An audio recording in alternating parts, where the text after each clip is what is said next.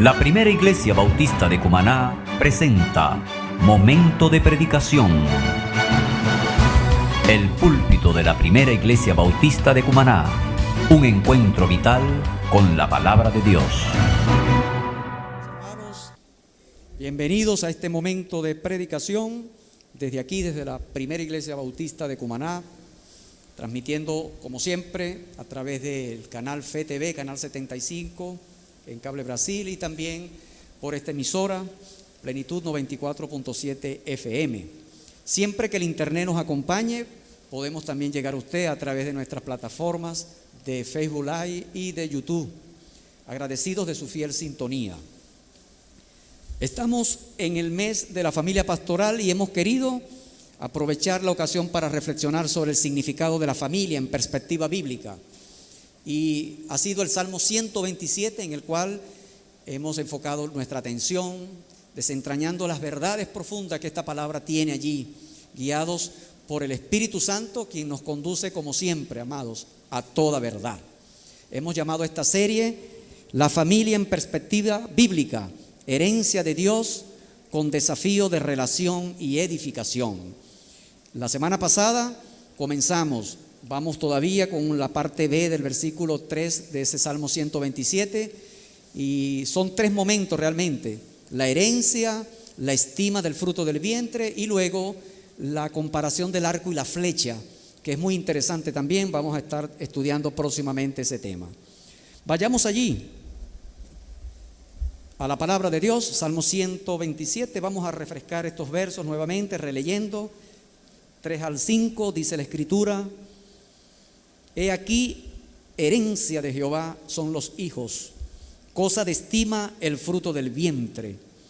Como saetas en mano del valiente, así son los hijos habidos en la juventud.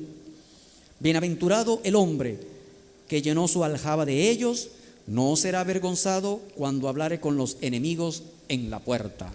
Bendita es la palabra de nuestro Dios. Amén.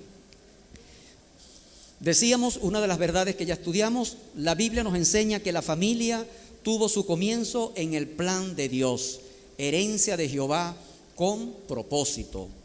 Y la base bíblica fundamental de este hecho es que solo y solo sí, como dicen sí, solo sí, porque Dios creó al hombre a su imagen y semejanza, varón y hembra los creó. Esta herencia de Dios hizo posible la procreación, y de allí esta herencia implica la transmisión de vínculos biológicos consanguíneos propios de la especie humana. Esto tal vez pareciera un lugar común decirlo, como algo ya sabido, pero en la predicación pasada pudimos darnos cuenta de que el ataque del enemigo de Dios, el enemigo de nuestras almas, el de la simiente corruptible, como también se le llama allí en la Escritura, fue atacar el corazón mismo de la reproducción de la naturaleza que constituye lo específico de la especie humana. Decíamos que no se trata de unisexo, no se trata de sexos iguales, no hay tercer sexo, no hay una sexodiversidad en este proyecto divino, este proyecto de familia, de creación que Dios diseñó. Pasado el tiempo, allá en el Nuevo Testamento, a propósito de una pregunta que le hacen a Jesús sobre el divorcio, Jesús remite al principio y con una pregunta volverá a reafirmar, a reiterar esta verdad central. Allá en Mateo 19:4 el Señor dice: ¿No habéis leído que el que los hizo al principio, varón y hembra los hizo? Y esto decíamos la semana pasada, que no solo es una certificación de esta condición de procreación basada en la diferenciación sexual, en que Dios creó una pareja de hombres, de hombre y mujer, diferenciados sexualmente para hacer posible este plan, sino que también Jesús, al citar el Génesis, estaba citando, estaba convalidando, estaba, por decir de alguna forma, reafirmando la validez de la palabra del Señor desde ese libro. Porque muchos realmente, cuando citamos el Génesis, piensan de que es un mito, que estamos refiriéndonos a una fábula, a una suerte de algo que no tiene ninguna autoridad. Pero el Señor Jesús, que no miente, amados hermanos, certificó el primer libro de la Biblia y certificó el origen de la familia, esta facultad por la cual El mundo ha sido poblado bajo ese criterio, bajo esa percepción de Dios de diferenciación. Es importante entonces entender que a partir de allí, ese significado de la herencia, como lo dado, como lo recibido, como lo adquirido, como lo transmitido, será también amenazado progresivamente en la historia de la humanidad y vinculado a la historia también de nuestra salvación. Ha sido amenazado y atacado por Satanás, por sus planes, por sus estrategias de trastocar este proyecto de Dios. Es importante que cuando recordemos el pasaje del Génesis, del 6 hacia atrás y del 6 hacia adelante, del capítulo 6, allí se da un quiebre profundo acerca de la erradicación de ciertos planes que luego Satanás los va a reeditar al futuro, pero que quedan explícitos allí como las estrategias que Satanás ha empleado desde siempre. Vimos el caso del fratricidio, que es trastocar la familia en sus vínculos ya de relación, de consanguinidad también, porque lo que Dios reclama a Caín es su vínculo con su hermano. ¿Dónde está tu hermano? Allí comienza el primer daño a la familia, lo interno. También está el vicio a contranatura, que ese plan sí le salió a Satanás a través de los ángeles, de aquella proyecto satánico de formar una nueva raza tal vez, pensando Satanás que con esto iba a pervertir también la posibilidad de redención del hombre. Los ángeles poseyeron seres humanos que alteraron su constitución genética, su realidad físico, consanguínea posible de procreación, y por eso vemos esos seres extraños que aparecen allí, relatados, gigantes en estatura, pero también gigantes en maldad, que fueron todos destruidos. No solamente fue un ataque a la familia, como lo decíamos, también fue un plan diabólico para pervertir la naturaleza humana y hacerla no redimible, tal cual entendemos que Jesús fue hecho humano conforme a nuestra semejanza, pero sin pecado. Entonces es una forma de desviar. Satanás siempre ha querido construir una raza, una suerte de superhombre, algo que se salga de este proyecto humano, aún caído, pero redimible. Y Cristo hizo la obra perfecta, eso hay que entenderlo, amados hermanos. Hay solución. Fíjense ustedes, ya Cristo hizo la obra y dijo: consumado es. Por eso vamos a ser redimidos. Este cuerpo se va a vestir, como dice la Biblia, en una nueva naturaleza, ¿verdad? De lo corruptible seremos transformados a una naturaleza incorruptible, producto de la semilla incorruptible que Jesús fue, producto de su plan de salvación para nosotros. Eso es importante entenderlo. Recordaba en la mañana que aún en los animales Dios, en las leyes mosaicas, dio algunas instrucciones para que el hombre se diera cuenta de que por allí no era, y que Satanás lo que quería atacar la especie humana. Vean que hablo de especie para hablar de algo que tiene que ver con lo biológico, porque cuando en las instrucciones a Moisés el Señor dice que no permitas yuntas entre asnos y yeguas, o viceversa, la yegua con el burro, etcétera. De allí han venido los mulos, las mulas, los machos. No sé si han visto en el campo ese tipo de híbridos que se han creado. Todo biólogo que ha estudiado en la universidad sabe que ellos no se pueden luego reproducir. Y una característica fundamental de la especie, desde el punto de vista biológico, es la posibilidad de reproducción. Si no, no es especie. Eso es algo clave. Entonces, estas suertes de híbridos, de seres extraños que Satanás ha pretendido hacer, lo va a tratar de replicar de otras formas. Extranatura, contranatura, y eso lo hemos visto en la historia y lo vamos a ver hoy, algunas cosas sobre eso, ¿no? También es bueno aclarar que cuando nos referíamos a las familias homoparentales, que tienen que ver con los homosexuales, con sus planes, sus proyectos, sus reclamos de formar familia, de adopción y todo esto, ya esto lo tratamos, es parte del pecado humano, es algo contra natura, todo eso. Pero también aclarar un punto, que es que a veces la iglesia es tildada de homofóbica, como si se tratase que al denunciar este pecado conforme a la Escritura, nosotros estamos metidos en una suerte de rechazo, de discriminación, que por donde vemos a una persona que practica este pecado, nosotros ni siquiera le podemos dirigir la palabra. Eso no es el proyecto de Dios. La iglesia de Corintios, esa que vimos allí en 1 Corintios 6, estaba conformada por gente que eran adúlteros, habían borrachos, ladrones, y en la lista aparecen los homosexuales que habían abandonado esa práctica, y Pablo les dice allí: eso erais ustedes, pero ahora habéis sido lavados. Por lo tanto, la labor de la iglesia, amados hermanos, es también presentarle el evangelio a estas personas. Dios rechaza ese pecado, pero Dios ama al pecador. Y nosotros debemos ser muy cuidadosos de eso, porque además la homofobia es una palabra que ellos mismos inventaron, que no calza realmente en la perspectiva bíblica que esto tiene. Una homofobia es un miedo irracional, que no tiene, pero nosotros no tenemos un miedo irracional. El rechazo hacia esa práctica contradice a la homosexualidad, es porque contradice a la especie humana como tal, es contra natura. Tenemos los argumentos, pero también tenemos palabra de Dios que nos llama a presentar el evangelio de salvación a ellos, a predicarles. Hay ministerios ahora mismo que están tratando de alcanzar a estas personas.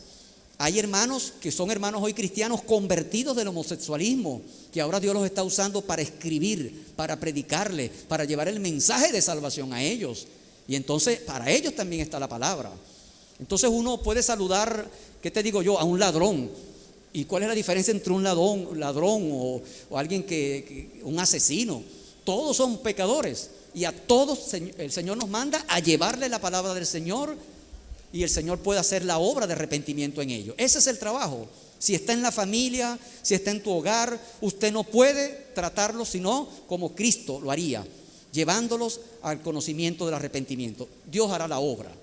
Me gusta la cita de 2 de Timoteo capítulo 2, verso 26, porque esa cita nos pone en esta perspectiva adecuada en relación con este hecho, con esta realidad. Pues, cuando usted vaya a 2 de Timoteo, consigue en el versículo 21, capítulo 2, dice: así que si alguno se limpia de estas cosas, será instrumento para honra, santificado, útil al Señor, dispuesto para toda buena obra. Eso es lo que queremos, eso es lo que quiere el Señor. Huye también de las pasiones juveniles, sigue la justicia, la fe, el amor y la paz, con los que de corazón limpio invocan al Señor. Le está hablando a Timoteo, le está hablando a la iglesia, pero desecha las cuestiones necias e insensatas, sabiendo que engendran contiendas, porque el siervo del Señor no debe ser contencioso, sino amable para con todos, apto para enseñar, sufrido, que con mansedumbre corrija a los que se oponen, por si quizás Dios le conceda que se arrepientan para conocer la verdad. Y el verso 26, pendiente con este verso: y escapen del lazo del diablo en que están cautivos a voluntad de él. Ahí está clarito, hermano. Ahí está, por un lado, reconocemos ese pecado, pero no podemos negar que estamos llamados a llevarles el mensaje del Señor. La Escritura dice: con misericordia y con verdad se corrige el pecado. Entonces, para dejar claro esto, lo repito en estos términos. También hablábamos de que en relación con el pecado, entonces Dios va a transmitir promesas a la familia con base a su proyecto de salvación. Y es así que eso va a conducir a Cristo, evidentemente, para consumar a favor de nosotros su obra perfecta. Todos los pactos que van a venir luego de Noé, Abraham, Moisés, hasta nuestro tiempo, están dirigidos luego a la familia, que van siendo fieles, que van siendo receptoras fieles de esta promesa que el Señor va a ir cumpliendo en la historia. Frente a eso, contra eso, dentro de eso, los apetitos y deseos humanos van a estar siempre trastocando, conspirando siempre contra este proyecto. Por eso decíamos que la familia no siempre entonces será un lugar seguro para la vida. A veces es el lugar más peligroso, donde muchos son forzados a salir, son maltratados, son violentados. La herencia de Jehová, que son los hijos, transmite entonces cuidado, transmite responsabilidad y mayordomía. Pudimos darnos cuenta que aunque Éxodo 25 y 12 habla de las perversiones que pueden transmitirse de generación en generación, y de allí esas maldiciones que a veces espantan al que lee el decálogo, ese Éxodo 20, dice allí: un Dios que visita la maldad de los padres sobre los hijos en la primera, segunda, tercera generación de los que me aborrecen. Ese pasaje habla de quienes en primera, segunda y tercera generación reproducen la maldad, no se arrepienten en cuanto siguen aborreciendo al Señor. Esa forma, luego Dios la va a ir deslindando, a propósito de ver que en medio de eso también hay quienes se van a ir demarcando, deslindando de las prácticas de sus padres, se van a ir apartando del pecado, y por lo cual Dios también hará justicia frente a eso. De allí la cita de Jeremías, que reflexionábamos en ella, Jeremías 31, 29, 30 y Ezequiel 18, 20, donde dice la Escritura que aunque los padres coman las uvas agrias, los hijos no tienen por qué pasar la dentera. Él hace una pregunta: ¿pasarán los hijos la dentera? Y esa pregunta la resuelve con un desarrollo en ese capítulo de Ezequiel, donde usted se da cuenta, pues, un padre que fue íntegro, que hizo su trabajo como tenía que ser, transmitió lo que tenía como las enseñanzas conforme a la ley. No necesariamente, si un hijo le sale rebelde, él va a pagar los platos rotos del hijo. Pero también vemos de padres que transmitieron, que sembraron y cosecharon lo que ahora tienen. Pero también vimos en Ezequiel 18 hijos que, aunque los padres hicieron desastre, fueron y vivieron una vida apartada a Dios, ellos se deslindaron de ese testimonio, de esa herencia de sus padres, de rencores, de miedo, de perversiones. Y dice el Señor allí: bueno, la justicia del padre, el pecado del padre será sobre él, y el pecado del hijo será sobre él. La justicia será sobre el justo, y la impiedad será sobre el impío. Hará ese deslinde importante para nosotros, permitiéndonos hacer una lectura de eso, de las maldiciones generacionales, de manera correcta. Será maldición para aquella generación que sigue simple y llanamente reproduciendo y volviendo a hacer lo que hicieron los padres. Pero no será maldición para aquellos que se arrepienten y rechazan esa malherencia recibida. Amén. Sea de idolatría, sea de pecado. Y eso suena a nuestros oídos: caramba, ¿acaso Dios no sabe todas las cosas? Y lo fue probando. En el pueblo de Israel eso se veía. Un rey, conforme a la rectitud de Dios, le salía un hijo que hacía todo lo contrario. Y más bien la palabra: ¿por qué no hiciste como tu papá? Y a veces era como, casi que, bueno, había que pegarla. Un rey que obedecía, hijo que obedecía. Luego saltaba. Rey que desobedecía, hijo que obedecía. Después otra vez, hijo que obedecía, hijo que obedecía. Padre que obedecía, hijo que obedecía. Otra vez una seguidilla de puros desobedientes en esas dinastías. Eso demostraba realmente que no todo corazón es igual, y que con base al arrepentimiento y a la justicia Dios obra. Resumíamos todo eso con Jesucristo, porque estamos en el tiempo de la gracia. Dios estableció la ley, que si cumpliendo la ley, el justo, la fe, luego el justo por la fe vivirá. Y esto llega a nuestros días con la justicia perfecta. Sea que tu familia no calce allí, que tengas una familia, que el padre, la madre, los hijos, tú te consideres que todo esté bien, te faltaría una sola cosa. Si allí en tu corazón, padre, hijo, no has entregado tu vida a Cristo, no reconoces que el pecado es lo que Cristo vino a quitar con su obra salvadora y redentora, entonces no podrás tener acceso al trono a la salvación que Dios ha prometido. Por lo tanto, la justicia perfecta ya no será la del Padre sobre su propia obra, o basada en la obra del Hijo sobre su propia obra, sino que será verdaderamente la justicia de Dios, porque nuestros méritos no pueden realmente pagar eso. Pero en el Antiguo Testamento se deja ver eso, ya como protección de Dios a la familia, que ahora se hace más pleno cuando una familia, padre y madre, en la condición en que te encuentres, rindes tu corazón al Señor Jesucristo. Amén. Eso es importante entenderlo. Así llegamos a este verso del Salmo 127, la parte B, que dice: cosa de estima el fruto del vientre. Y esto tiene tanto, amados, que decir, que uno, bueno, no alcanzaría una mañana, créame, esto tiene demasiado. Cosa de estima el fruto del vientre. Que no caigamos también en un lugar común al decir esto. Lo primero que sobresale de esa expresión es reconocer que realmente la maternidad, tener un niño, un hijo, pues, es una gran bendición, es un regalo. Siempre en una familia, una pareja, es celebratorio, es festivo. ¿Qué más puede ser cuando un niño llega a la familia? Eso es así, pues. No pudiéramos nosotros jamás negar eso. Todos lo hemos vivido, hemos sido testigos, lo hemos experimentado. La concepción de un niño o niña es una bendición. Hay muchos pasajes de la Biblia que, cuando Dios quiere hablar de las bendiciones para el pueblo de Israel, comienza precisamente por allí. Bendeciré el fruto de tu vientre, bendeciré el fruto de tu vaca, de tu ganado, de la semilla. Esa expresión de fecundidad se sintetiza mucho en el fruto de los seres allí creados por Dios, y en especial del ser humano, como un privilegio. Aunque esto sea cierto, también se ha convertido a veces en un lugar como natural, como normal, que las personas tengan hijos, pues. Y eso a veces se contrapone, amados hermanos, con aquellos que no pueden tenerlo. Y entonces cuando se ve ese contraste en un barrio, en una comunidad, usted ha visto mujeres que pueden tener 15, 14 hijos, que a veces languidecen por allí en las calles, y tal vez haya una pareja que no tiene ni uno y los anhela. Entonces uno se da cuenta, ¿no?, de esos contrastes y paradojas de la vida, de que mientras hay una que tal vez los descuida ni les importa, hay muchas madres, hay muchas parejas que desearían ser padres y madres de estas criaturas. Esto habla de lo profundo de este tema, que tiene muchas implicaciones.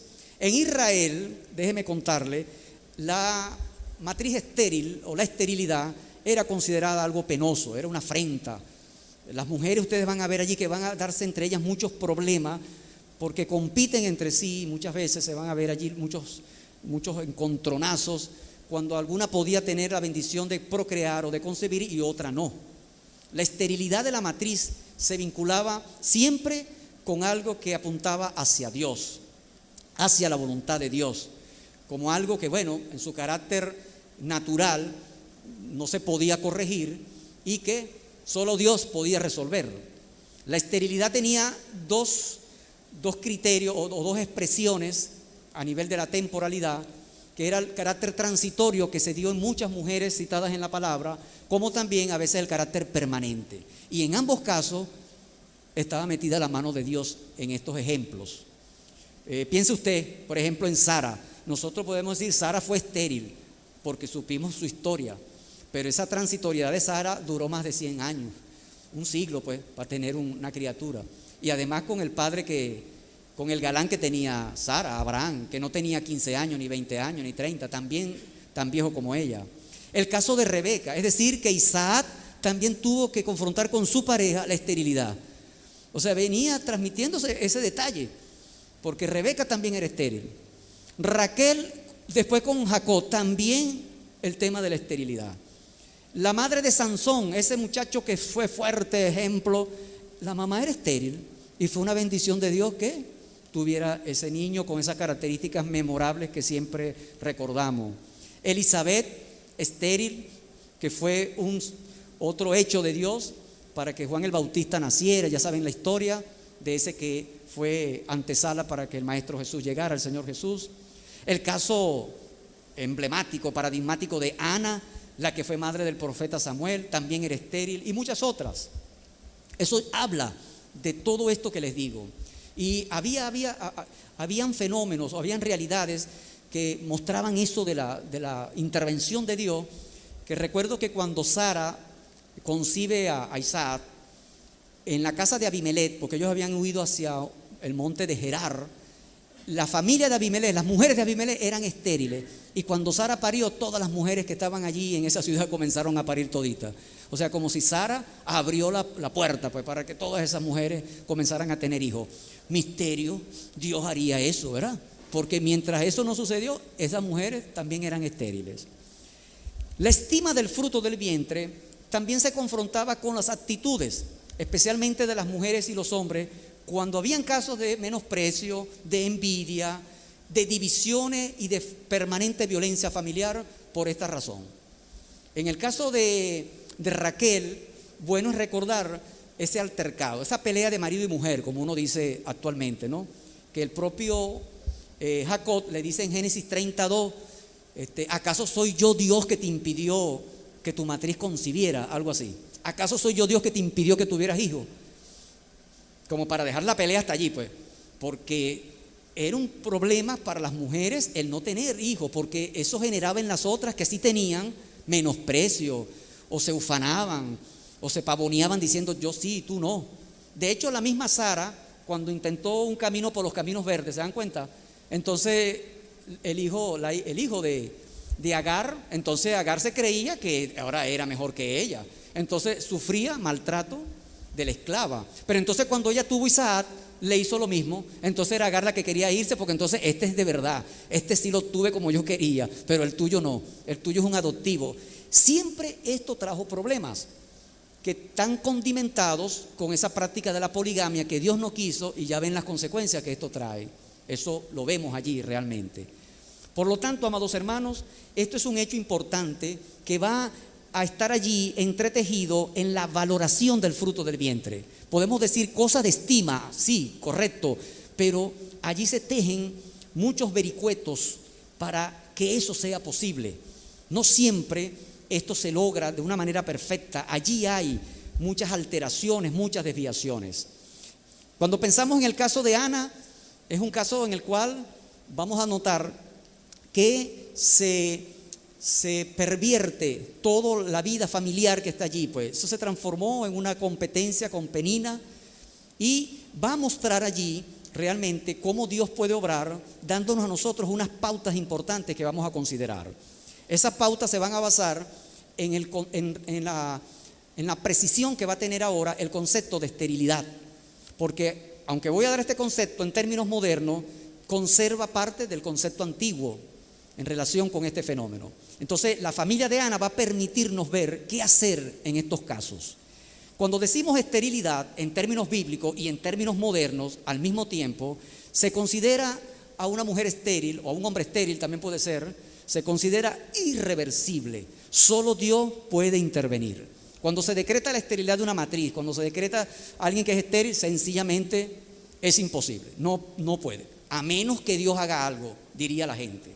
Pero cuando se habla de la infertilidad, no necesariamente era así, podía haber salidas. Y en nuestro tiempo hay criterios, hay salidas que las parejas emplean conforme también a lo que la palabra enseña, porque también hay perversiones sobre esa base también, que permite a la pareja con asistencia, con asesoría médica, con todas las orientaciones adecuadas, buscar soluciones a eso. Bien sea que el problema sea en el hombre o en la mujer, se han buscado salidas y se puede hacer allí. La pregunta que hay que hacerse, a propósito inclusive de esta experiencia de Ana, que la voy a tomar como mayor ejemplo, es ¿qué se hacía cuando las mujeres eran estériles? En el primer caso, irreversible. Consideraban, bueno, esta conciencia las llevaba a hacer eso que hizo Ana, que hicieron muchas otras o que le hicieron sus maridos. ¿Qué es lo que hacían?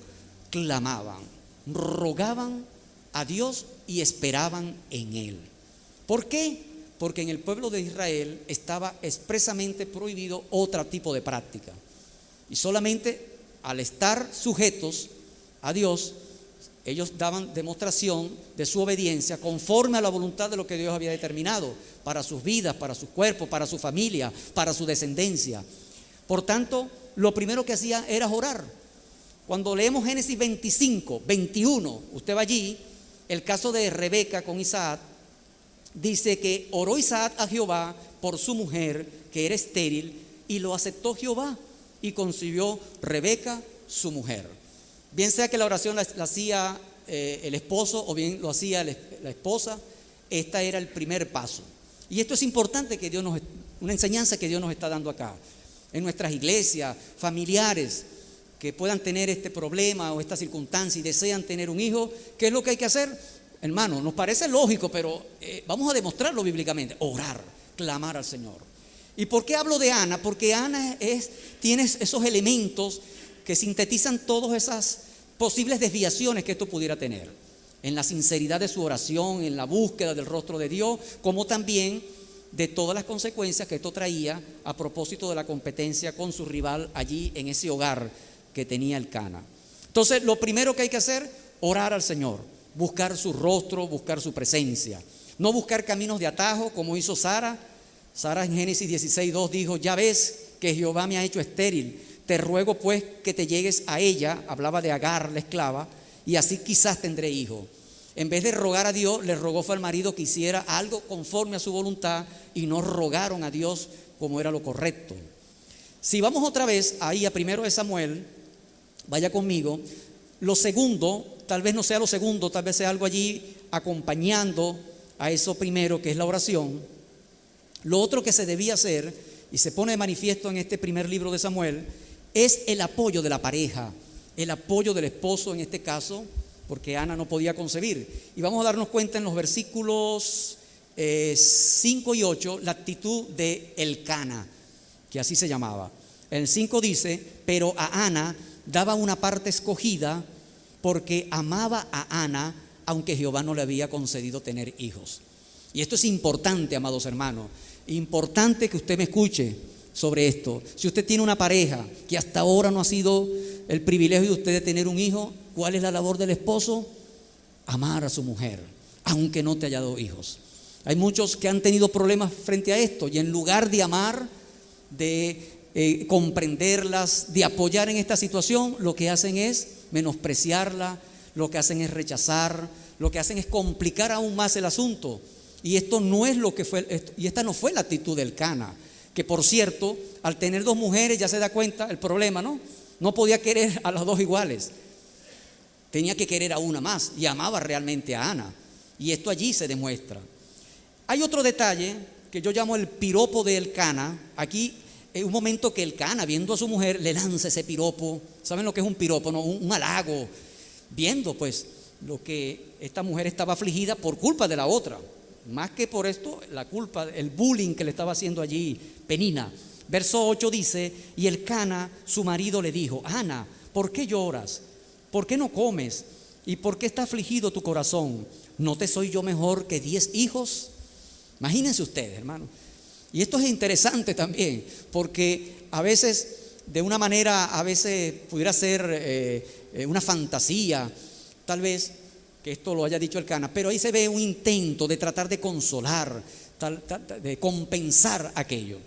Y esto, retenerlo para nosotros, en la manera como podemos dar consejería matrimonial o a las parejas, esto es un hecho importante también. Tratar, puede ser el esposo en este caso, que comprenda esta verdad. Yo no sé si la vamos a llamar misión Andrés, misión Timoteo, misión Elcana, una nueva misión de conciencia y de ayuda a estos esposos para que puedan comprender y ayudar, contribuir y esperar a ambos en oración para este propósito. Entonces me parece que eso es importante rescatarlo. Claro, ya a estas alturas Ana está decidida, ya Ana, Dios le puso al corazón lo que iba a hacer y ya Dios tenía un propósito que no podemos pasar por alto, porque esta mujer, después que ora, que tiene ese encuentro con el Señor, cuando regresa lavó su cara, su rostro, y ya sabemos lo que pasó después, porque ese hijo ella lo dedica al Señor y después Dios le compensa, le bendice con muchos más hijos.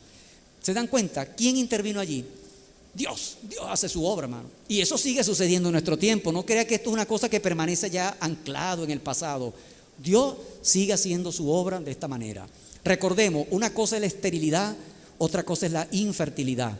Dios conoce tu cuerpo, Dios conoce tu matriz, Dios sabe lo que está pasando allí. Y Dios puede obrar, mujer, hombre, para darte su bendición. Dice el Salmo 113:9, Él hace habitar en familia la estéril. Allí Él hace habitar en familia la estéril, que se goza en ser madre de hijos. Eso lo hace el Señor. No puede haber un lugar inhóspito, hostil a una pareja que tenga esta condición. Debe ser que ella se goce de estar en familia, aún en esa situación. Amados hermanos, pero esto está siendo siempre atacado. Esto no es algo que lo podamos nosotros tener, sino que hay que muchas veces luchar por eso, confiando en la fidelidad de la palabra del Señor. Hay un verso que me llamaba mucho la atención, pasando así hacia los propósitos que a veces uno no conoce, que hay una sola porción de la Escritura, una sola, donde se habla de las bienaventuranzas de las estériles, donde se dice bienaventurados las estériles, no las que tienen hijos, sino lo contrario. Y lo va a decir Jesús a las mujeres de Jerusalén cuando Él lo llevan en pleno tránsito hacia el Gólgota.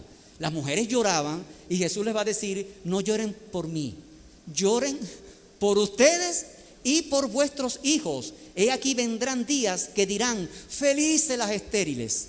Y esto es interesante, porque si usted mira en el proyecto de Dios, completa la historia, en el año 70, cuando Tito entra y destruye la ciudad de Jerusalén y acaba el templo, ¿cuántas madres perdieron sus hijos? Y las que eran estériles no perdieron, pero lo que Jesús está diciendo es: muchas estériles van a ser como envidiadas, de alguna manera otras las verán, menos mal que no te pasó a ti porque no tenía hijos, pero a mí sí, y eso ha sido terrible y doloroso. Por eso los poetas han sabido también a veces recrear eso en el lenguaje. Hoy decimos, por ejemplo, que una esposa pierde su esposo y queda viuda o queda viudo. Usted pierde su madre y queda huérfano. Pero cuando una madre pierde un hijo, dime, ¿cómo se llama eso? El dolor, el llanto, no se ha encontrado palabra para llamar, para apalabrar, darle un sentido a eso. Y el Señor Jesús dijo aquí, benditas, van a decir, bienaventuradas las estériles, porque lo que iba a venir era la espada de la invasión que iba a producir llanto y dolor a las madres que iban a ver perder sus propios hijos. Entonces uno no sabe cuál es el proyecto de Dios con tu familia, con lo que te está dando y por qué. Ahora, ¿qué hacían estas mujeres que eran estériles? Hacían esto. Ahora, ¿qué hacían las mujeres que no querían tener hijos? Esta no había problema. En este caso ahora eran fértiles, pero no querían tener hijos. Bueno, fíjense, para eso Dios sí decretó sus leyes. Para las que, teniendo posibilidad de procrear, no querían, que es diferente a la pregunta que acabo de hacer, ¿qué hacían cuando las mujeres no podían? Pues las palabras de Dios les decía lo siguiente, Éxodo 23, 26, no habrá mujer que aborte ni estéril en tu tierra, y yo completaré el número de tus días. Nuevamente Dios aparece como el protagónico acá, soy yo. Pero no hay, hermanos, en la palabra del Señor una ley donde Dios trate de justificar el aborto. No lo hay, no hay de ninguna manera. De hecho, en los actos de violencia, en Éxodo 21, 22, cuando se presentaba una riña entre hombres, una pelea en una tienda ya de Israel, y había al lado una mujer embarazada, y empezaban a pelear entre ellos con un cuchillo, qué sé yo, y la mujer que era herida de manera colateral en ese acto de violencia, la Biblia dice, te lo voy a buscar luego en Éxodo 21, ¿sabe lo que va a encontrar allí? Que si esa mujer caía herida y el bebé fallecía, el marido de la mujer hacía justicia por su bebé y podía exigir una causa, un pago, etc. Si ambos morían, si la madre y el hijo, la embarazada, pues los dos, producto de un cuchillazo, porque estaba metida en el medio en la pelea, ambos fallecían, entonces el agresor debía pagar con su vida. Se cumplía el ojo por ojo y el diente por diente. Es decir, que entonces Dios tenía un preciado cuidado con una mujer embarazada en un lugar. Cuidado. Yo creo que esos hombres antes de pelear primero tenían que buscar otro ring de boxeo y sacar a las mujeres embarazadas de allí, porque se metían en tremendo problema cuando podían poner en riesgo la vida de la madre y del fruto de su vientre. Entonces eso está en la palabra, eso está en la escritura. Por lo tanto, ¿qué podían hacer las mujeres que querían? No podían abortar. En la palabra no aparece ningún criterio, ni nada permisivo, no lo podían hacer. El pensamiento griego antiguo, recuerden que la Biblia ya antes, siglo del 250, ya la Biblia se ha traducido a la Septuaginta, ya estamos en la influencia del imperio griego, todo el Antiguo Testamento traducido ya al griego. Entonces ya comienza a dominar el pensamiento griego, la cultura. El pensamiento griego antiguo sí se mostraba a favor de las prácticas abortivas. Solo Aristóteles escribirá y corregirá un poco la postura de Platón y dirá que cuando el feto, dice así, si el feto se mueve, no lo hagas. Es decir, que la madre tenía que sentir la famosa patadita, yo no sé si es patadita o no, pero las madres que sabrán de eso, y si sentían que algo se movía, ya eso autorizaba de que no podían intervenir en la vida de esa criatura que estaba allí. El pensamiento judío cristiano siempre fue contrario a esto, y hay ciertas escrituras que demuestran que ciertas culturas como los sumerios y los medos persas, aunque usted no lo crea, también rechazaban el aborto, aunque después leí y descubrí que lo rechazaban por una razón demográfica. Ante tantas guerras y muertes, que las poblaciones eran diezmadas, en una guerra podían morir miles y miles de hombres sobre todo, entonces ustedes se imaginarán, había que reproducir. ¿A quién se le iba a permitir el aborto? Había que buscar reproducir eso. Hay algunos todavía más osados, que como Napoleón diría cosas perversas frente a eso, que decía, bueno, en una guerra no hay nada que después no se pueda recuperar en horas de orgías que hacían los europeos para recuperar a los caídos. Pero ese era el pensamiento terrenal, el pensamiento humano. En la época de Jesús, nacido Jesús, Herodes hizo su matanza y eso no tuvo ningún impacto contra las leyes del momento porque Roma permitía también esto. Ya será en el segundo siglo con Trajano, que era emperador, donde comienza Roma a corregir eso también y comienza a limitar, a impedir la práctica del aborto. Pero en los tiempos de Herodes, por eso pudo hacer el infanticidio ese que hizo, porque eso no causó ningún problema para los romanos. Pero después eso comienza a corregirse. En los tiempos actuales, en nuestra cultura occidental, Después de la Segunda Guerra Mundial, Estados Unidos en el año 73 comienza a hacer la legalización del aborto bajo ciertos criterios, vamos a verlo un poco más adelante, y comienza a estudiarse que hay algunos casos donde bajo ciertos criterios médicos se puede hacer. Lo cierto es que en la actualidad las técnicas abortivas se han multiplicado y muchas reclaman su legalidad en nombre de los derechos precisamente de la mujer, no tanto de los derechos del niño o de la criatura. En la reciente marcha a favor del aborto, que se hizo en Venezuela, pero fue una marcha global, recogí algunas de las peticiones que hacen los marchistas. Número 1, aborto legal, seguro y gratuito para no morir. Es decir, que se reconoce que por la clandestinidad muchas mujeres están muriendo producto de esta práctica. Se habla también de acabar con la maternidad obligatoria. Este grupo siente de que todo el mundo lo están obligando a tener hijos y que tiene la mujer el derecho de decidir eso, pues, a su voluntad. Eso es un tema también. Otro tema es de petición la educación sexual integral y de género sexo diverso, de entender esto. También aparece como otra demanda. Aparece una consigna que dice: no más muertas ni presas por abortos clandestinos. No a la criminalización de nuestro derecho a decidir sobre nuestro cuerpo. A lo cual uno se pregunta también, decidir bien, ¿con qué criterio se decide? De todas maneras, esto es sobre la base de la lógica patriarcal, que es atacada mucho también.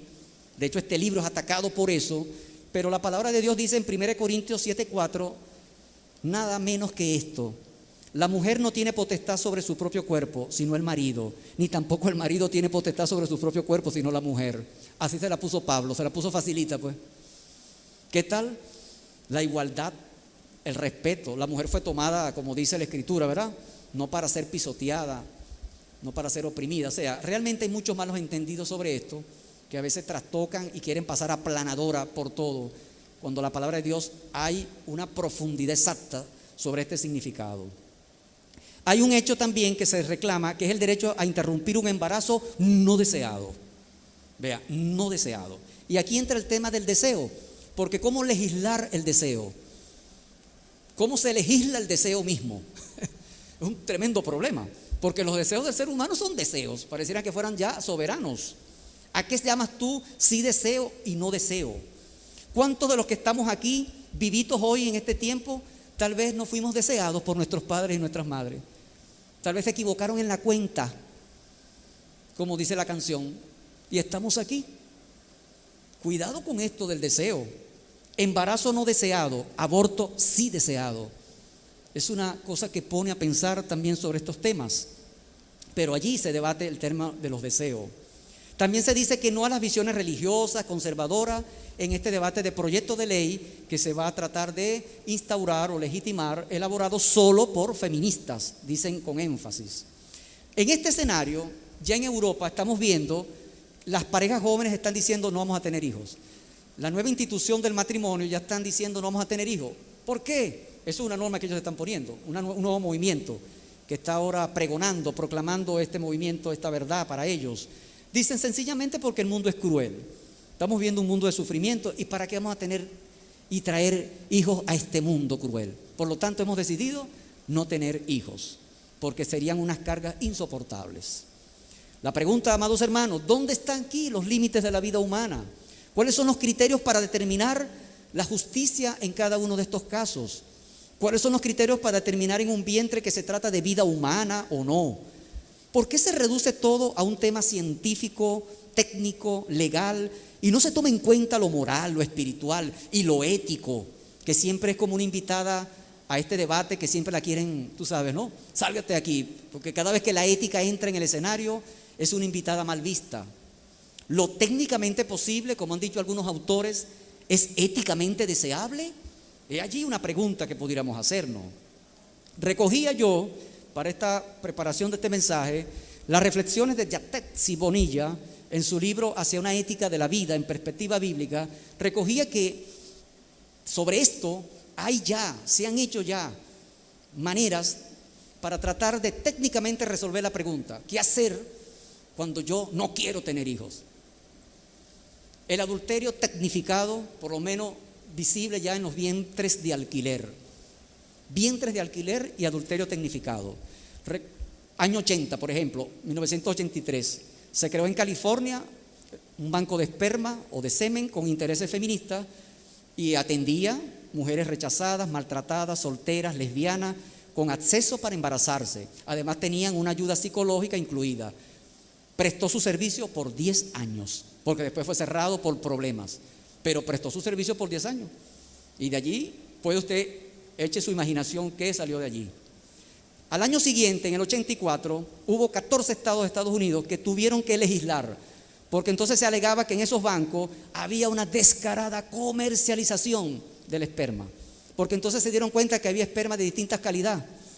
Habían donantes anónimos, pero había también secretos de información, tráfico de influencia para acceder a esperma que tuviera coeficiente intelectual elevado, superdotado, bien parecido, significando esto un precio al mejor postor.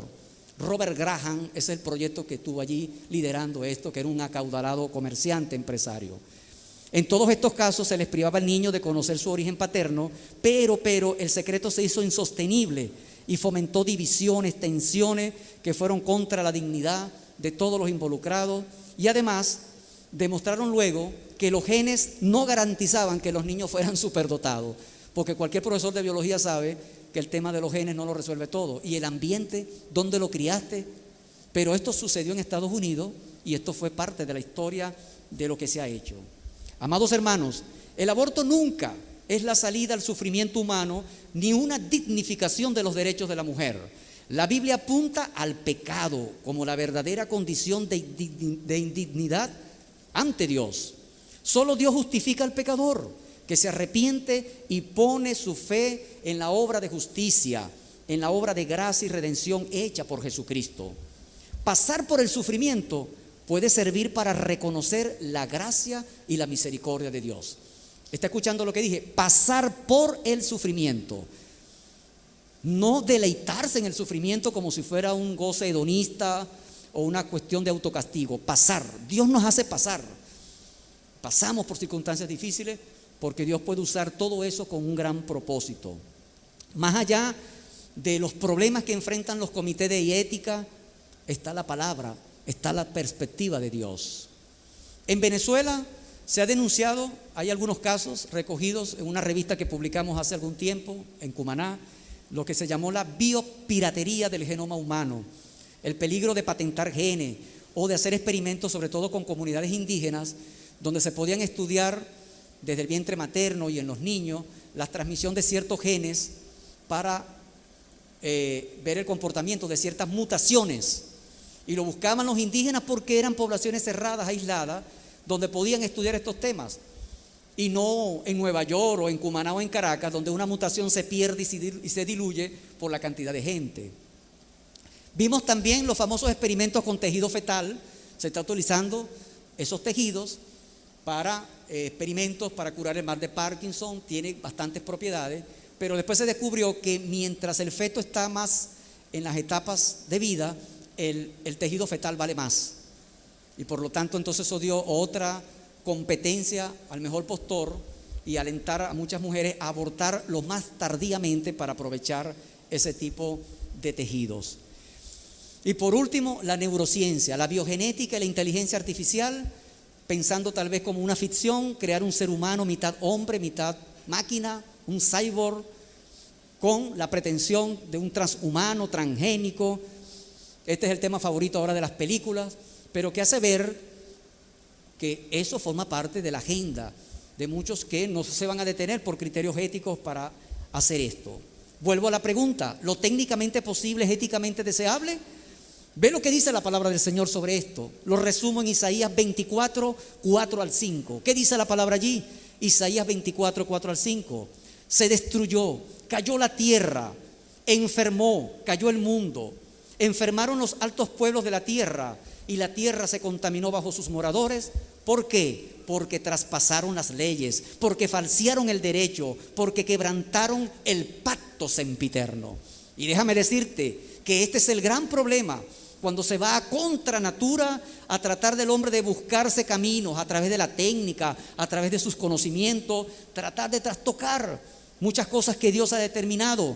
Y no por un afán de Dios allí, un Dios despótico, no. Es el Dios que conoce, que diseñó la humanidad, que te creó a ti, que sabe por qué este sistema funciona y cómo funciona y para qué funciona.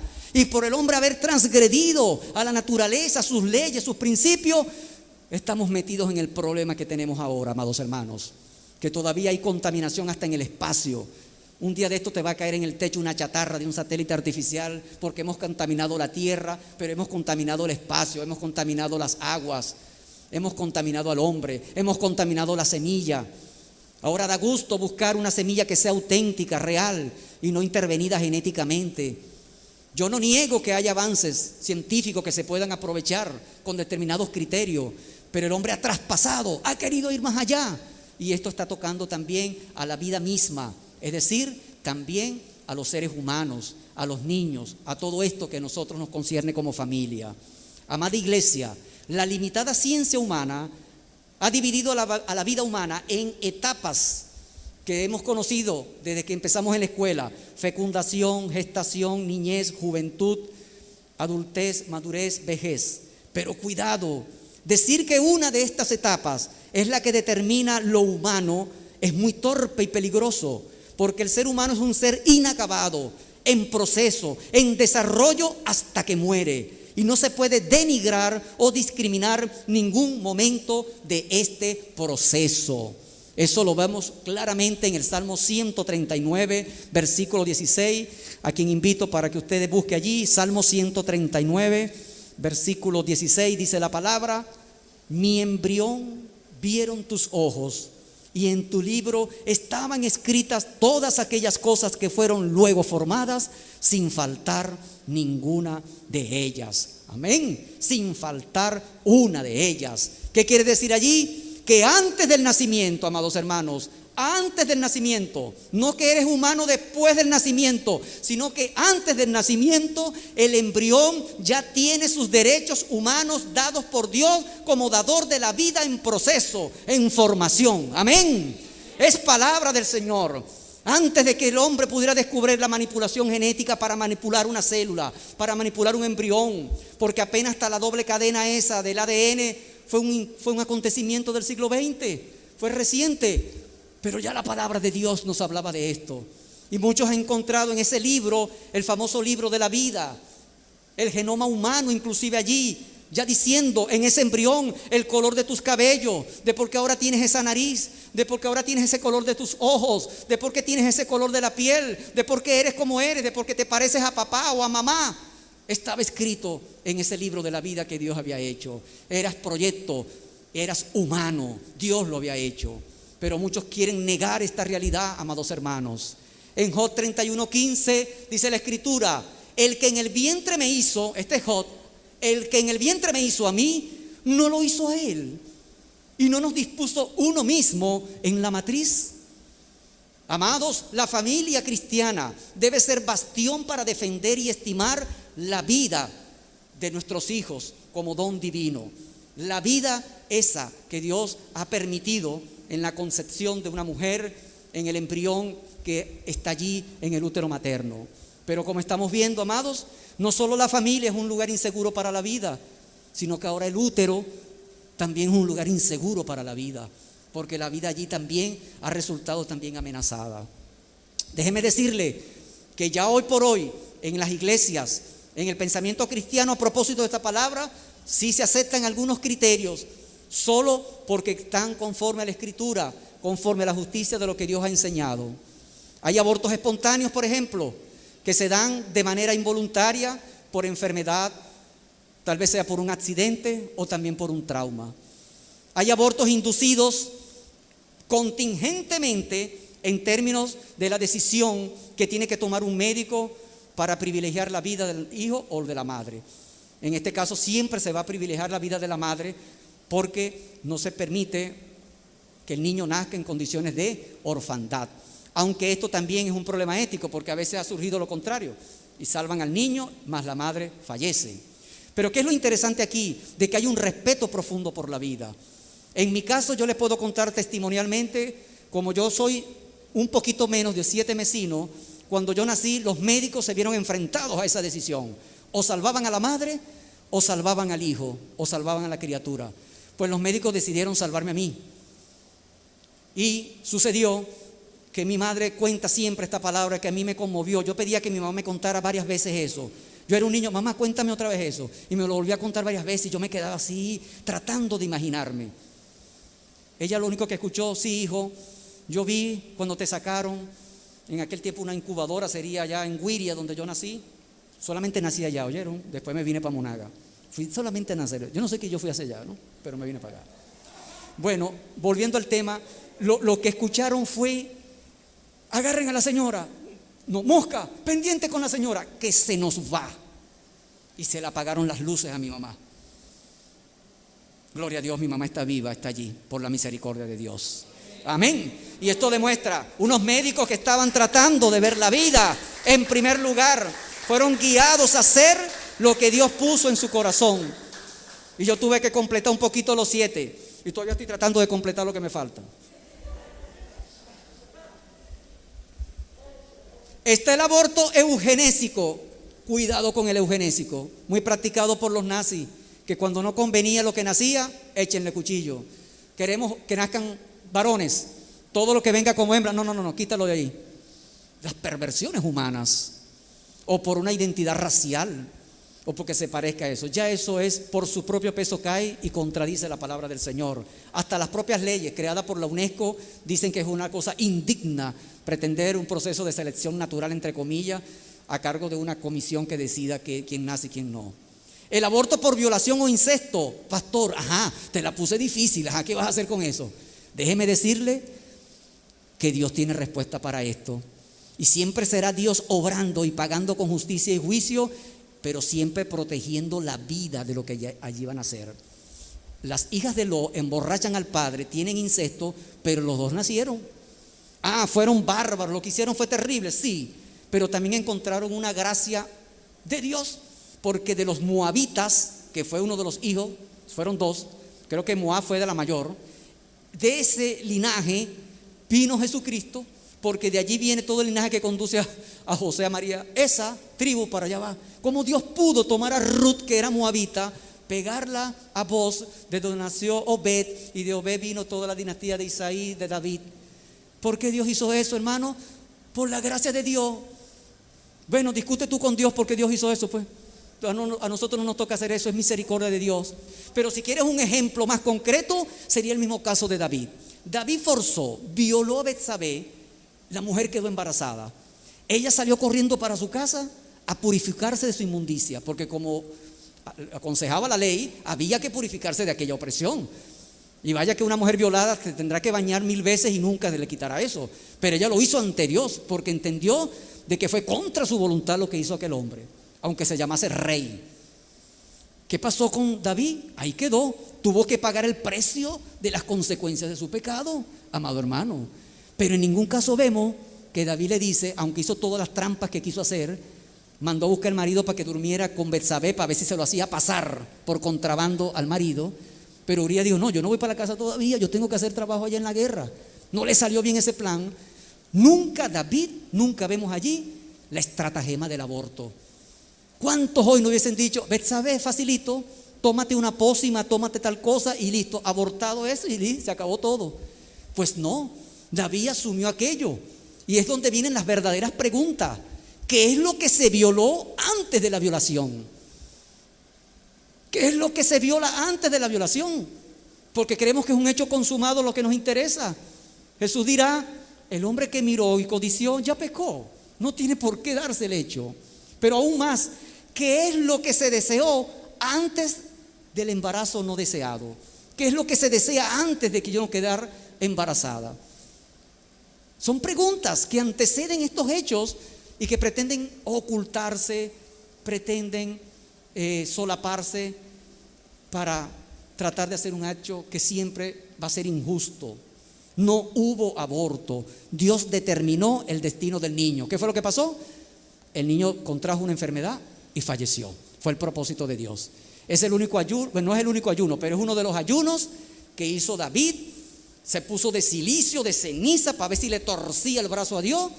Dios determinó, el niño se fue, lloró amargamente. lavó su rostro después que le dijeron tu hijo ha muerto y declaró aquella verdad que nos sirve a nosotros en nuestro tiempo. Él no podrá volver a mí, mas yo iré a él. Promesa que allí habla de la vida después de la muerte, amados hermanos. Lo declaró David en esa palabra. Y fue después, dice la palabra, David arrepentido a consolar a Betsabé. Y después Dios los bendijo con Salomón y ya usted sabe la historia. Amén. Todo esto, hermano, nos habla de cómo es la palabra de Dios coherente frente a esto. Amada iglesia, muchas mujeres y parejas optan por el aborto porque están solitas en eso. Tienen miedo, se atienen a consejos engañosos, falsas soluciones, o simplemente ni buscan ni tienen ayuda. Hasta traer al mundo niños con discapacidad, dice la palabra, tiene su bendición. Es un tema del corazón, del afecto humano, del afecto natural que te dice allí Romanos 1:31, segunda de Timoteo 3 y Amós 1:11, que es ese afecto natural que el diablo va a ir debilitando, trastocando, para que a una madre ni siquiera le duela abandonar un niño en un basurero. Ese afecto que lo llama la Biblia natural, a diferencia del afecto fraternal, que es un afecto que se basa en el natural, que se desarrolla en las relaciones humanas, en el ejemplo. Y allá en 2 de Samuel 4 vemos el ejemplo de Mefiboset, un niñito lisiado de sus pies, que cuando la nodriza salió corriendo en una de esas altercados de Saúl y de Jonatán, se le cayó, entonces el niño quedó cojo, entonces era lisiado y cojo. Y pasado el tiempo, dice la escritura, allá en 2 de Samuel 9:3, que David dice lo siguiente: no ha quedado nadie de la casa de Saúl a quien yo haga misericordia de Dios. Y moraba Mefiboset en Jerusalén y fue traído al rey, a la casa del rey, y siempre comió en la mesa de David hasta el tiempo de sus días. Lo atendió, lo acogió y lo puso en primer lugar. Y fíjense, contra Saúl, que le hizo la vida imposible a David.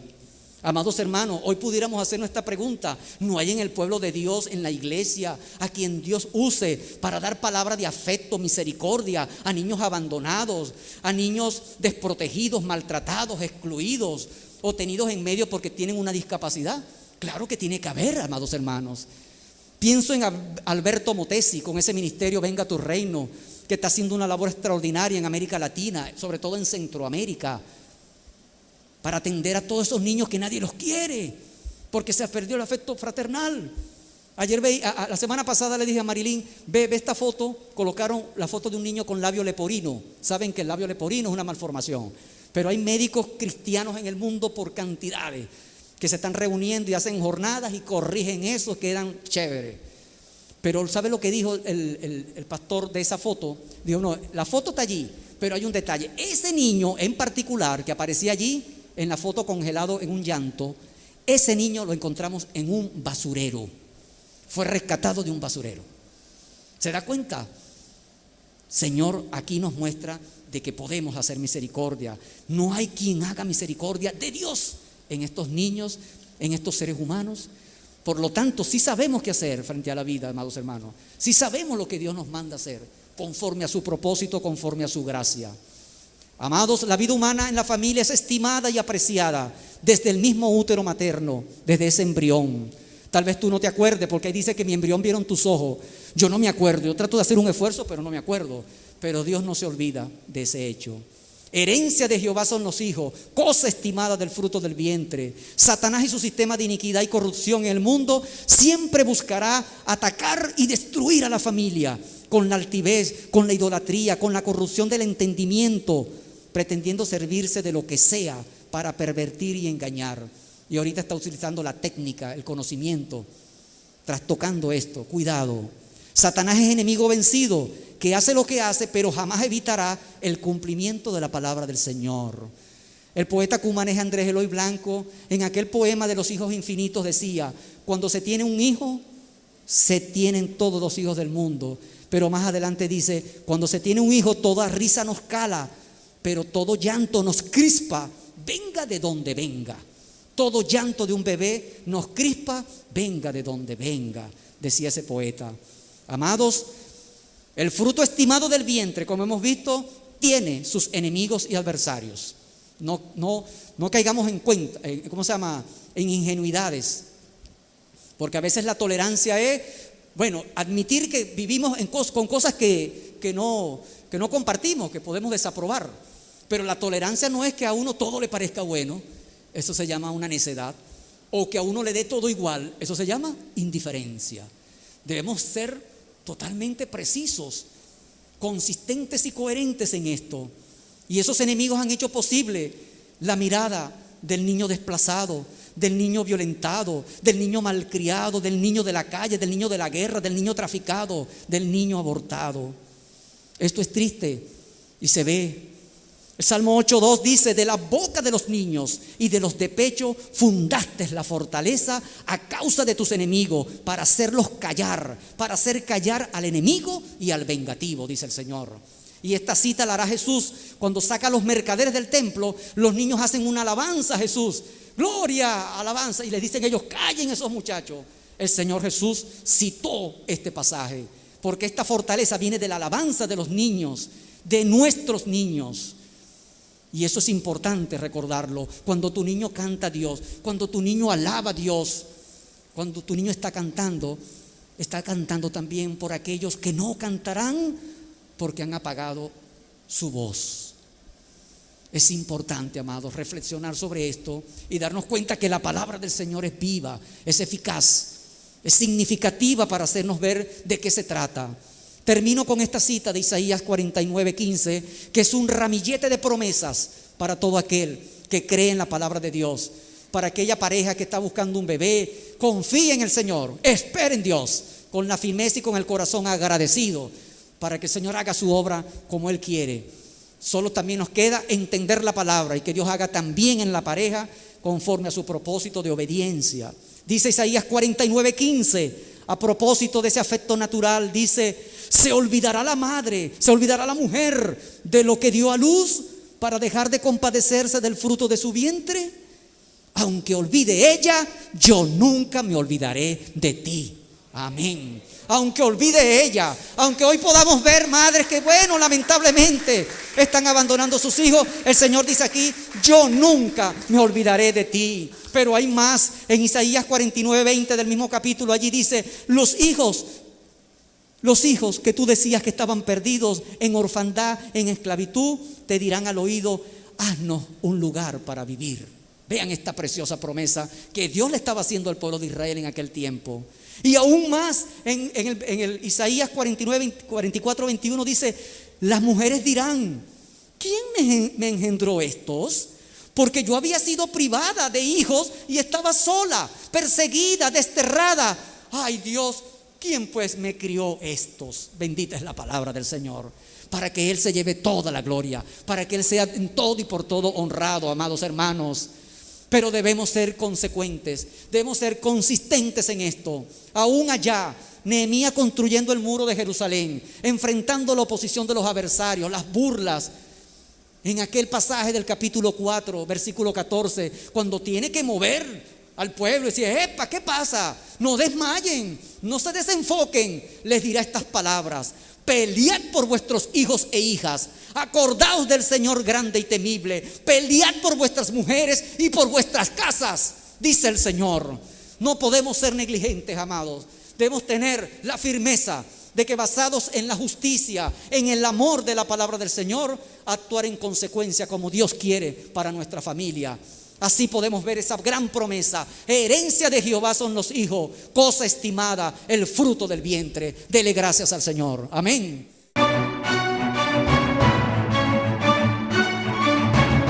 La Primera Iglesia Bautista de Cumaná presentó Momento de Predicación, un encuentro vital con la palabra de Dios. El púlpito de la Primera Iglesia Bautista de Cumaná.